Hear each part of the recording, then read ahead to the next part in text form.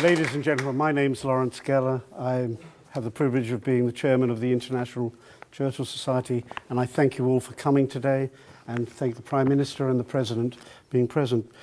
On behalf of the International Churchill Society, we're here to honour His Excellency President Vladimir Zelensky. But in particular, I'd like to thank the Churchill family, our Society's President Randolph Churchill, Emma Soames, Jenny, Marina and other family members who send their best wishes but couldn't be with us today. And I thank them for their generous and constant support for our organisation and upholding the values that we stand for. I'd also particularly like to thank the Prime Minister and his team for hosting this event at Downing Street today, and above all for the Prime Minister's unsparing support for the International Churchill Society once again. Finally, I'd like to pay tribute to the Ukrainian ambassador, Vadim Pristeko, whose determined efforts in the UK for the Ukrainian people deserve all of our admiration. We often hear of world-changing events. Lately, they seem to occur all too often. In truth, many events that seem so significant in the moment are all too often consigned to a state of obscurity. So you might ask, how does an event take place as a key moment in history? Although there can be many reasons, above all and fundamentally, it is the propensity to inspire. It's the ability to surmount what seems an insurmountable enemy. It is defiance in the face of adversity. The response to the invasion of Ukraine, and indeed Europe, that we see today underscores this notion in a way that has not been seen since Sir Winston Churchill's global leadership over 80 years ago. President Zelensky, much like Churchill, saw clearly, he warned cleanly, he is doing what has to be done. His steadfast attachment to fundamental principles, his indifference to the pressures and expedience of the moment, and his unbending determination is saving his country and helping Europe know what it is and what it must be. He's standing up for freedom and democracy, and that does and must inspire us all. It was Churchill who said, "Once you take the position of not being able in any circumstances to defend your rights against aggression, there is no end to the demands that will be made or to the humiliations that must be accepted." His Excellency President Zelensky understood this. He acted upon it without hesitation, and in the process, he has turned the tides of war in his country's favour. Indeed, once again, democracy is under siege in Europe, and it finds itself under threat of tyranny. And once more, it is under the leadership of an unexpected statesman and hero that this threat is being repelled. President Zelensky has demonstrated, much like Churchill did, that aggression must not be allowed to succeed, and that rights of people to freely choose their own way of life must be upheld. This is the very epitome of democracy that Churchill fought for when he inspired freedom-loving people around the world during those very dark days of World War II. But I'd like to also recognise the important role, indeed critical role, that Britain has played under the leadership of its Prime Minister. Mr. Johnson understood that it was Britain's duty to be strong enough to do all she can do to deter the aggressor, to engage and to win the battle of ideas, as Churchill sought to do and did. It is through President Zelensky's fortitude and Prime Minister Johnson's unwavering support that Ukraine will retain the most precious gift of all, freedom, and freedom that can and will be passed on to future generations of Ukrainians yet to come. But there's no glory in war beyond victory, and the events in Ukraine that are unfolding are a tragedy. And this organization does not seek to romanticize your struggle, Mr. President. It is our intention, as it has been since its creation in 1966, for the International Churchill Society to honour Sir Winston Churchill and the principles he stood for: freedom, justice, honour, duty, mercy, hope, and always, always courage. Yes, the International Churchill Society was created to memorialise these values in Churchill's name. But, Mr. President, it is you and the Ukrainian people that truly personify these. Mr. President, the wartime hero in whose name we honour you today would recognise the equality of the struggle you face to the one he faced in Britain's darkest hour. Mr. President, this society and our great nation support and salute you. Slava Ukraini. Good job, great.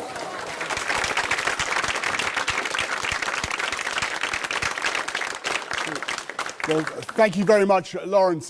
President Zelensky, Your Excellency, Ambassador Vadim, great to see you. Ladies and gentlemen, it's great to see people here today. It was at 4 o'clock in the morning, I can tell you, on the 24th of February 2022, that you called me, Vladimir, to say that the incredible had actually happened and insanity had broken out, and that Russian tanks were surging across the frontier of a sovereign, independent country in Europe. And cruise missiles were exploding all over Ukraine. And in that moment of supreme crisis, you faced a test of leadership that was in its way as severe as Churchill's challenge in 1940. As the Russians launched their lightning assault on Kiev, you knew, Volodymyr, that you were top of their target list. And you knew that squads of killers were hunting for you. And you could have left Kiev. You could have said, and it would have been hard to contradict you, that the survival of the Ukrainian state required the survival of the president. But, of course, Volodymyr, you did none of those things. You chose to stay in Kiev among the Ukrainian people, just as Churchill stayed in London in 1940. And when one world leader offered you a way out, you replied, "I need ammunition, not a ride." And I think Churchill would have cheered, and probably would have wept too, because he was often moved to tears, at the sheer courage, the moral, physical courage you showed in those grim weeks. Now, I'd like to think that when Ukraine's tragedy triggered a global outpouring of support, and when dozens of countries came forward to supply your heroic armed forces with weapons, scores of nations imposed sanctions on Russia, almost 3/4 of the entire membership of the United Nations voted to condemn the invasion.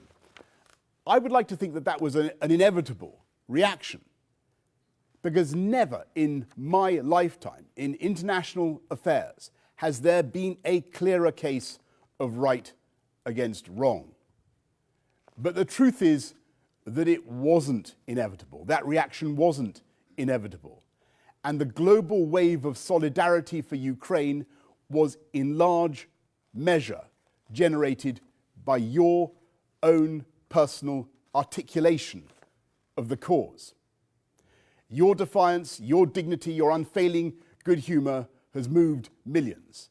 And as you stand against barbarism, you've become a symbol of the heroism of the Ukrainian people. You've addressed so many parliaments that I've lost count, and you've brought both sides of the House of Commons to their feet, something that Churchill would surely have envied. And I can imagine his spirit walking with you, silently urging you on, encouraging you through every ordeal, jabbing the way ahead with his walking stick, and perhaps marveling at your own superb contempt for danger, something that I think he himself understood. And like Churchill, you've understood that you're not yourself the lion. The Ukrainian people, of course, are the lion. But you have been called upon to give the roar of freedom against tyranny, of good against evil, of light against darkness. And you have delivered that roar magnificently. That's why it has been such a huge stroke of good fortune that you should have been in office at this time of crisis for Ukraine and the world. And inspired by your leadership, I know not just that Ukraine can win, but that Ukraine will win. And when that day comes, as it will, Ukraine will rise and take its place as a free, sovereign, and independent nation. Thank you, Vladimir, for everything that you have done. Slava Ukraini and Slava Ukraini and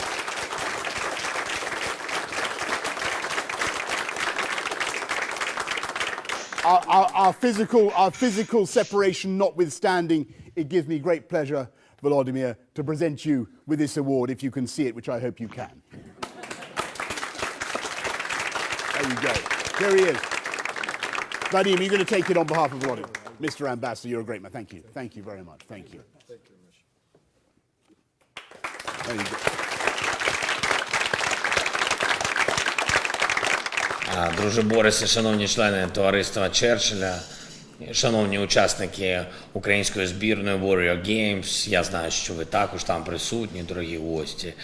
Це надзвичайна честь для мене отримати сьогодні таку нагороду за лідерство і, отримуючи її, дуже доречно згадати одні з найвідоміших слів Уинстона Черчилля, які були сказані ним 8 травня 1945 року по завершенню війни у Європі. My dear friends, this is your hour. This is not victory of a party or of any class. It's a victory of the great British nation as a whole. І зараз я можу цілком справедливо сказати, що ця нагорода не тільки для мене і відображає не лише мої зусилля, її не було би без нас всіх, її б не було б без 160 українських воїнів, яким присвоєно звання Героя України за час від 24 лютого. Її не було б без більш ніж 24 тисяч українців і українок, які відзначені нашими державними нагородами за хоробрість в боях проти російської терористичної навали. Ця нагорода була би неможливою, якби увесь український народ не піднявся би для захисту свободи від нападу тиранії, як це зараз сказав Борис, тиранії, яка намагається повернути нас до найгіршого, що відбувалося у 20 столітті і що було б тоді переможно завдяки, зокрема, фактору Черчилля. Але не тільки це все відображається зараз. Варто сказати ще дещо. Українці та європейська історія завжди пам'ятатимуть тих, хто, не вагаючись, прийшов на допомогу нашому народу і самій ідеї свободи. Звертаючись до лондонців, які святкували перемогу, Уинстон Черчилль згадав про те, що Британія протягом цілого року залишалась наодинці проти найбільшої воєнної сили того часу. І не вийшла з битви, не підкорилась, а створила приклад для усіх народів, які воюють проти тиранії. І приклад того, що перемога можлива, якщо пам'ятаєш, що таке честь, і не відступаєш від своїх принципів. Коли ми будемо святкувати нашу перемогу, а це обов'язково буде, ми зможемо сказати, на щастя, трохи не так, як сказав сер Черчилль. Бо Україна не залишилась наодинці після 24 лютого. З нами були ті, хто нам допомагав, хто пам'ятав у найгірший час, що таке честь, і хто had no thought of quitting the struggle. І я кажу зараз про тебе, Борис. Про тебе.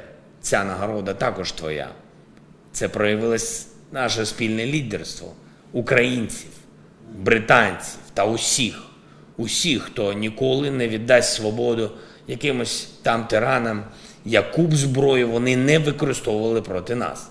Ціна свободи надзвичайно висока, але все ж таки вона незрівнянно вище для тих, хто її віддав і намагається повернути, ніж для тих, хто захищає її всіма силами. Ми захищаємо, ми боремося, так само, як і у час жахливих випробувань ХХ століття. Так само, як і тоді, зараз фактор особистого лідерства має вирішальне значення. Лідерство на полі бою, лідери в допомозі діючій армії, лідерство в міжнародних відносинах. І хоча ставка в цій війні інша, вона не менш висока, ніж 80 років тому. За що ми боремось зараз? Не просто за землю, хоча і за неї, звісно. Не просто за людські права чи право одного народу, українців, жити незалежно, хоча і за них, звісно. Не просто за свободу в Європі чи всюди на кордонах Росії, хоча і вони будуть гарантовані як наслідок нашої перемоги.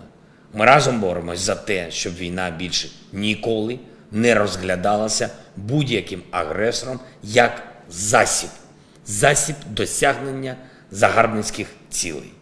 І, можливо, вперше в історії людства ми здатні зараз показати усім в світі і надовго, що демократія, об'єднавшись, можуть зупинити будь-яку тиранію, навіть якщо спочатку здається, що у неї необмежені ресурси для агресії. Але це може стати реальністю тільки, якщо Росія програє на полі бою в Україні. Саме тому треба продовжувати постачання сучасної, ефективної зброї нашій державі в достатньому обсязі, щоб остаточно зламати наступальний потенціал російської тиранії. Треба посилювати санкції проти Росії і застосовувати її проти усіх, хто здійснює терор чи допомагає йому. І треба залучати більше народів до нашої коаліції захисту свободи. І особливо тих, проти кого Росія у 21 столітті вирішила застосувати один з найстрашніших видів зброї – голод. Штучний голод. Демократії світу здатні зупинити будь-яку тиранію. Ми здатні зупинити будь-яке зло, яке загрожує нашій свободі. Тільки спільного лідерства усього вільного світу може вистачити для цього. І має вистачити і терпіння. Терпіння на шляху до перемоги. Ніхто не знає сьогодні, скільки часу і зусиль знадобиться, щоб дійти до неї. Однак перемога варта того, щоб дійти. І стане нашою спільною з вами історією. Такою ж видатною, що нас з вами цитуватимуть згодом так само, як ми зараз цитуємо сера Черчилля. Я дякую вам за увагу. Дякую за нагороду народу України. Слава Україні! Thank you, Vladimir. Okay, great job, everybody. Thank you. Thanks, Vladimir. Thank you. Okay. Well, thank you very much. Thank you, Vladimir. Hope to see you again soon. And thank you, everybody, very much for coming. It's great to see you all here this morning. Thank you. Thank you.